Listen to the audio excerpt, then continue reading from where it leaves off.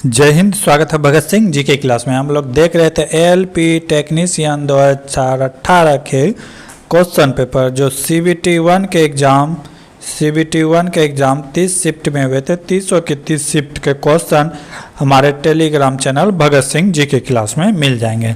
अगर इस सारे क्वेश्चन का एक्सप्लेनेशन चाहते हैं तो हमारे टेलीग्राम यानी कि चैनल को अभी सब्सक्राइब करें, भगत सिंह जी के क्लास को।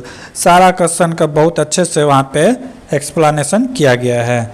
इसके कुछ क्वेश्चन हम लोग पिछले क्लास में देख लिए थे, आज उससे आगे देखेंगे। आज का पहला क्वेश्चन है कि एक ग्राफ दिया गया है, इसमें दिया गया है अर्निंग पर डे। अर्निंग जो हो रहा है वो दिया हुआ है सोमवार, मंगलवार, बुधवार, बृहस्पतिवार, शुक्रवार और शनिवार। ये सारा दिन यहाँ पे लिखा हुआ है, ठीक है। अब क्वेश्चन क्या कह रहा है? क्वेश्चन क्या कह रहा है कि उपयुक्त ग्राफ के आधार पर सप्ताह भर में अर्जित कुल धन राशि क्या है। कह रहा है कि सप्ताह भर में जो धन कमाया है वो बताना है कि वो क्या है, ठीक है। तो क्या करेंगे, सारे को जोड़ देंगे।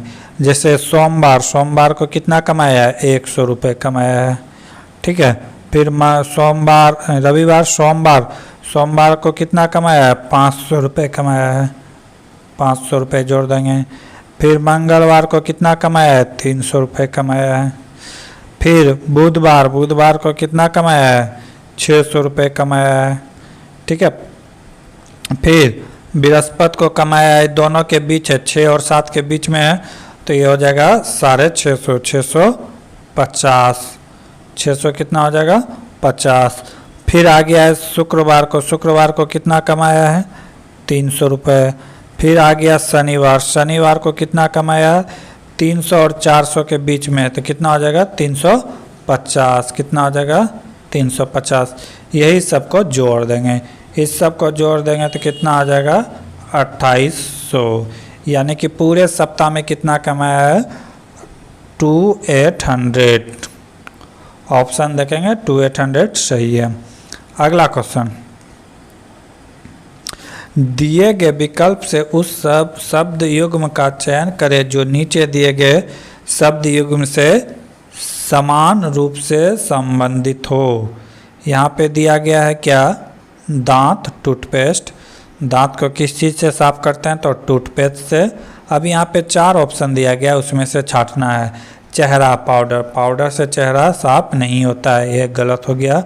बटन, जीन्स, तो ये पे एक दूसरे को बांधे रखाता है, साफ करने का नहीं है।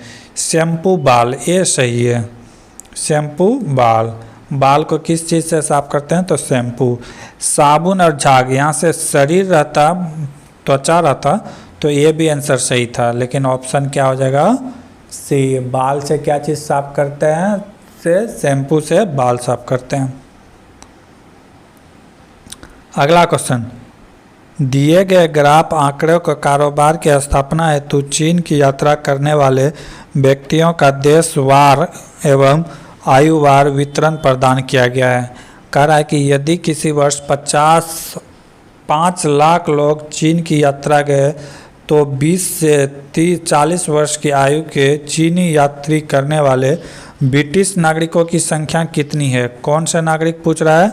ब्रिटिश नागरिक। कौन सा नागरिक? ब्रिटिश नागरिक। तो ब्रिटिश नागरिक यहाँ देखते हैं। ब्रिटिश नागरिक कितना % दिया हुआ है? 20%। 20%। टोटल यात्रा कितना किया था? 5 लाख। तो 5 लाख का हम लोग क्या निकाल देंगे? 20% निकाल देंगे बाय 100। 10 से 10 कैंसिल, कितना आ गया? 1 लाख। 1 लाख आदमी क्या हुआ? चीन गए थे, कहाँ से? ब्रिटेन से, ठीक है। यहाँ तक कोई क्लियर? अब क्या कर रहा है कि 20 से 40 वर्ष की आयु की उम्र के, कितना? 20 से 40 वर्ष की आयु के उम्र के, तो यहाँ पे लिखा हुआ है बिटवीन 20 to 40 ईयर्स का 20% गया है। तो अब 20% गया है तो कितना का? 1 लाख गया था, 1 लाख का फिर 20% निकाल देंगे, क्योंकि 1 लाख ब्रिटिश गए थे, कहाँ? चाइनीज। और उसमें से कह रहा है कि 20% यानी कि 20 से 40%, 40 उम्र के कितने? तो 20%, तो फिर इसका 20% निकाल देंगे, ठीक है। तो 10 कैंसिल, कितना हो गया? 10 दूना 20,000। तो 20,000 नागरिक जो कि 20 से 40 वर्ष के बीच थे वो कहाँ गए थे? जापान, यानी कि चाइनीज। तो ये ऑप्शन नंबर 4 सही है। अगला क्वेश्चन, संक्रमण तत्व के निम्नलिखित में कौन सा कथन सर्वाधिक उपयुक्त है? सर्वाधिक उपयुक्त कर रहा है, ठीक है, जो सबसे ज़्यादा सुंदर हो, अच्छा हो, उसका आंसर लेना है। इनके बाह्यतम कोशों में से 3 अपूर्ण होते हैं, 3 कभी अपूर्ण नहीं हो सकते। जब इसको एटम भरते हैं इस तरह, तो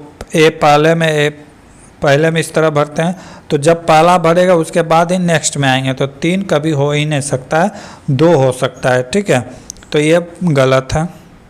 अगला क्या है? इनका बाह्यतम कोश अपूर्ण होता है, अपूर्ण मतलब खाली होता है, ये बिल्कुल ही गलत है, ठीक है। अगला क्या करा? इनके बाह्यतम कोशों में 2 अपूर्ण होते हैं, बिल्कुल सही है, ये क्या है? बिल्कुल सही है।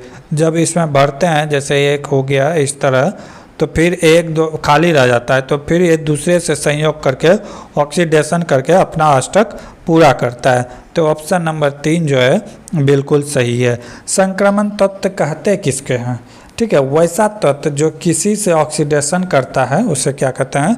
संक्रमण तत्व। जैसे लोहा हो गया, तांबा हो गया, ठीक है, ये सब संक्रमण तत्व कहते हैं। डी ब्लॉक के जितने भी एलिमेंट है ये क्या है? संक्रमण तत्व। अगर एफ ब्लॉक की बात करें तो इसमें क्या है? आंतरिक संक्रमण है, ये थोड़ा सा संक्रमण है, लेकिन डी ब्लॉक जो है फुल्ली क्या है? संक्रमण है। डी ब्लॉक यानी कि संक्रमण तत्व क्या है कि रंगीन आयन बनाता है, ठीक है, कठोर होता है, उच्च घनत्व वाला होता है, गलनांक और क्वथनांक उच्च होता है, ठीक है, तो ये सब गुण है उसके। अगला, उस विकल्प का चयन करें जो निम्नलिखित चित्रों के क्रम का अगला चित्र क्या होगा। ये फिगर दिए गए, पूछा गया है कि एक अगला क्रम क्या होगा।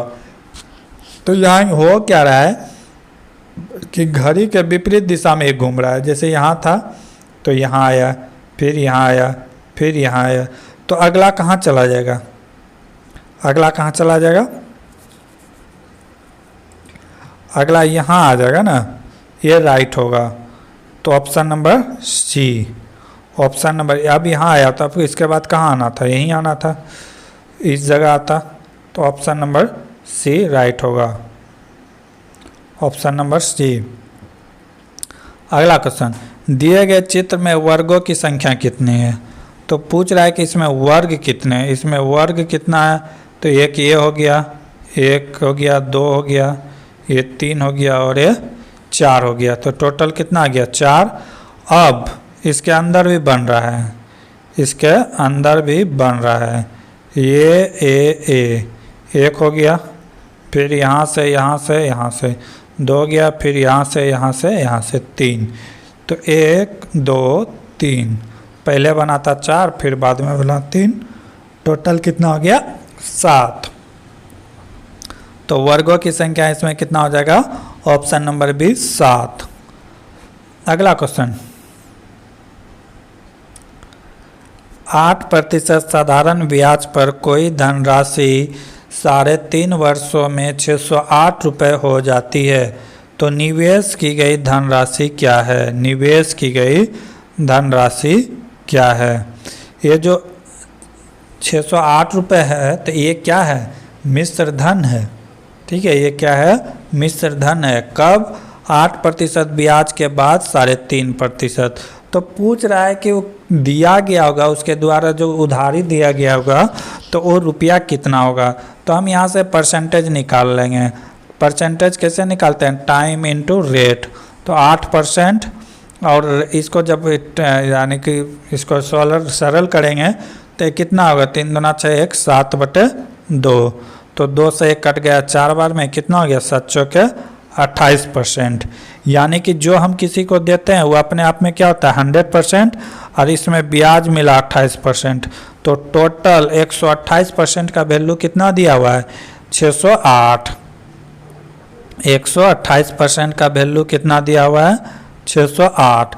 तो हमें क्या चाहिए? मूलधन पूछ रहा है कि कितना हम दिए होंगे उसको ब्याज में, तो यानी कि 100% पूछ रहा है, तो 100% हम यहाँ से निकाल लेंगे। मान लेंगे x, तिरछा तिरछी क्या कर देंगे, गुना कर देंगे। तिरछा तिरछी गुना करेंगे तो क्या आ जाएगा, 608 गुना 100 बटे 128। जब इसको कटाएंगे तो कितना बार में कटेगा, 128 से ये कटेगा 19 बार में, 19 बार में कटेगा। 128 8 64, 8 6 के 48, 8 6 के 48, 8 64। जब इसको सॉल्व करेंगे तो कितना आ जाएगा, 475 आ जाएगा। ठीक है, देखते हैं अगला क्वेश्चन। निषेचन के परिणाम स्वरूप किस एक का निर्माण होता है। निषेचन के बाद युग्मजन यानी कि जायगोट का निर्माण होता है। किसका, जायगोट का निर्माण होता है। ये कब होता है, अर्धसूत्री विभाजन के द्वारा, मियोसिस के द्वारा होता है। अगला क्वेश्चन, नीतू की आयु मीतू की आयु से 10 वर्ष अधिक है। क्या कर रहा है, नीतू की आयु मीतू की आयु से 10 वर्ष अधिक है। और मीतू की आयु गीतू की आयु से 7 वर्ष अधिक है। यदि उनकी आयु का जोड़ कितना हो, 48, तो नीतू की आयु कितनी है, नीतू की आयु। तो सबसे पहले यहाँ पे क्या करेंगे, किसके आयु से कंपेयर करना होगा हमें, गीतू की आयु। गीतू की आयु मान लेते हैं, गीतू की आयु कितना है, x वर्ष। कितना है, x वर्ष। तो गीतू की आयु किससे बड़ा है, ये मीतू से। तो मीतू से कितना बड़ा है, 7 वर्ष। तो x प्लस कितना हो गया, 7, x प्लस 7। फिर कह रहा है कि नीतू मीतू से बड़ा है, कितना, 10 वर्ष। तो मीतू कितना हो जाएगा, मीतू हो जाएगा x प्लस 7 प्लस 10, टोटल कितना हो गया, x प्लस 17। x प्लस क्या हो गया, 17। तो अब क्या करा है कि यही सबका योग दिया हुआ है, कितना, 48। तो नीतू की आयु पूछा है, किसका आयु पूछा है, नीतू का। सबको जोड़ देंगे, क्या था, x प्लस 7, फिर इसका कितना था, x plus 17, x plus 17, total कितना था, 48। x की संख्या कितना हो गया, 1 2 3, 3x प्लस 7 और 17 कितना हो गया, 24। इसी का वैल्यू दिया है कितना, 48। तो हमें किसका वैल्यू चाहिए, x का वैल्यू चाहिए। तो x का 3x बराबर क्या हो जाएगा, 48 माइनस 24। 3x बराबर हो जाएगा, इसको जब माइनस करेंगे तो कितना हो जाएगा, 24। जब x से कटा देंगे, 3 से कटा देंगे तो कितना आ जाएगा, 8। x का वैल्यू कितना आ गया, 8। अब पूछा किसका आयु है, मीतू की आयु पूछा है। किसका आयु पूछा है, मीतू का। नीतू का आयु पूछा है, नीतू का क्या आया था, x प्लस 17, यही था ना। तो x का वैल्यू कितना था, 8 प्लस 17 कितना हो गया, 25 वर्ष। कितना हो गया, 25 वर्ष। मीतू की आयु कितना है, 25 वर्ष। सवाल में कुछ था नहीं, थोड़ा सा पेचीला बना दिया था। एक लंबवत फेंकी गई गेंद 10 सेकंड बाद पृथ्वी पर लौट आती है, तो फेंके जाने की गति बताइए। यदि g का मान कितना हो, 10 मीटर पर सेकेंड हो। टाइम ऑफ फ्लाइंग अगर देखा जाए तो टाइम ऑफ फ्लाइंग कितना दे रहा है ऊपर में, 10 सेकेंड। टाइम ऑफ फ्लाइंग, वस्तु जो ऊपर रहा है वो कितने देर तक रहा है, 10 सेकेंड तक। इसके लिए फार्मूला होता है 2u sin थीटा। क्या होता है, कोई वस्तु हवा में है, ऊपर उछाला गया है 90 डिग्री में। कोई भी वस्तु जब फेंकते हैं तो कितना डिग्री में फेंकाएगा, 90 डिग्री। ठीक है, तो यहाँ पे टाइम ऑफ फ्लाइंग का हो जाएगा सूत्र 2u sin 90 degree by g, by क्या हो जाएगा, g। टाइम ऑफ फ्लाइंग दिया हुआ है 10 सेकेंड। 2 u का वैल्यू हमें निकालना है, साइन थीटा, साइन 90 डिग्री का मान कितना होता है, 1 होता है। और g का वैल्यू कितना दिया हुआ है, 10 दिया हुआ है।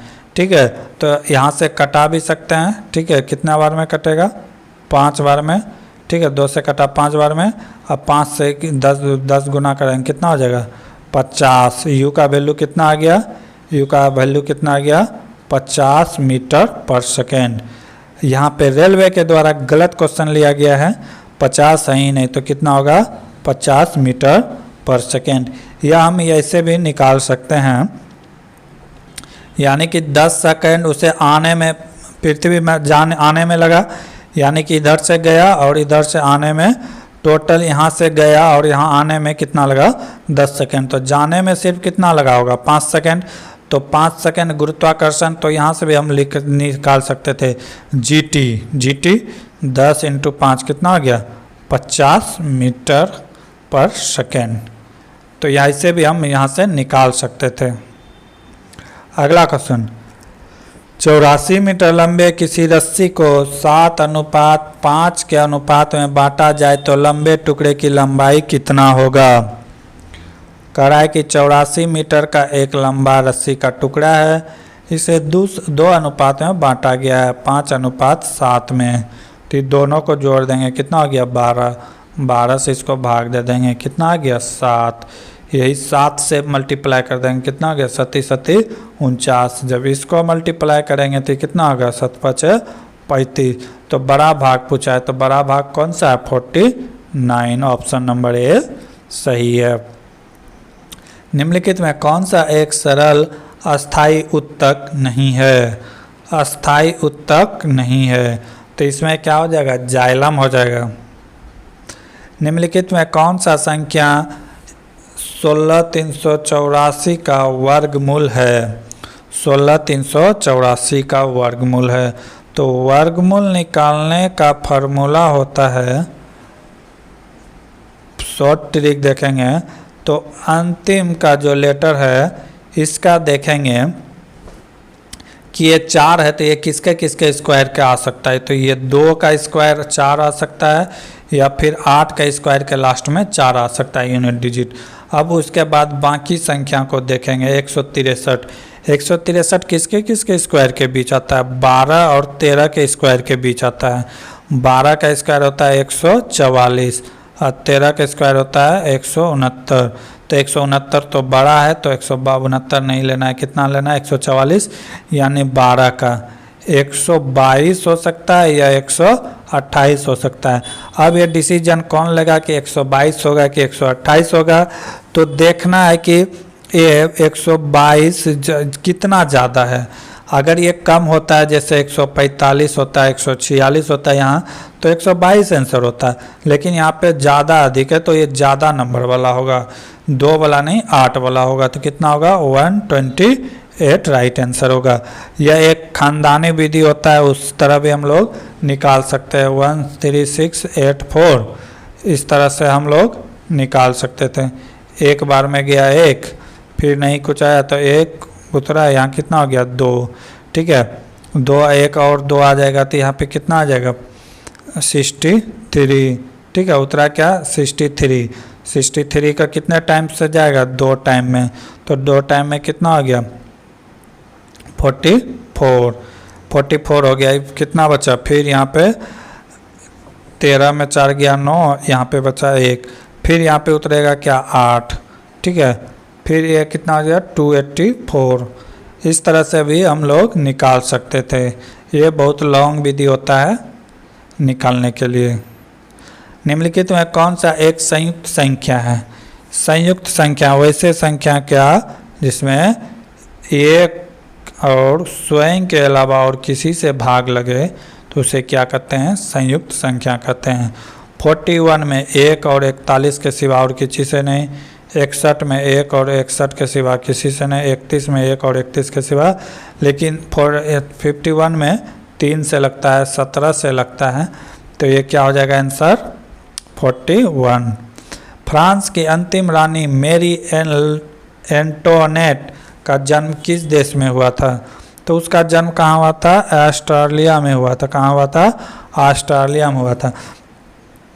अगर इसकी बात किया जाए फ्रांस की लुई, तो ये लुई 14वां का वाइफ था। किसका वाइफ था, लुई 14वां का वाइफ था। थी मेरी लुई जो थे ये उन्हीं का हुआ है।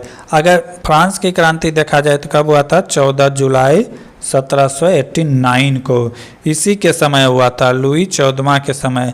इसके ही समय क्यों हुआ था? क्योंकि इसकी वाइफ जो थी मेरी वो बहुत ही खर्चीली थी और वो एक्स्ट्रा खर्च बहुत ही करता था और उस समय फ्रांस का आर्थिक स्थिति बहुत ही खराब था। तो ये क्रांति जो हुआ था ये रूसी क्रांति ये आर्थिक तंगी के कारण हुआ था।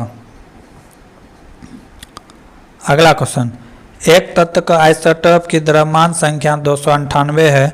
यदि इनके नाभिक में 196 न्यूटन है तो इनकी परमाणु संख्या क्या है?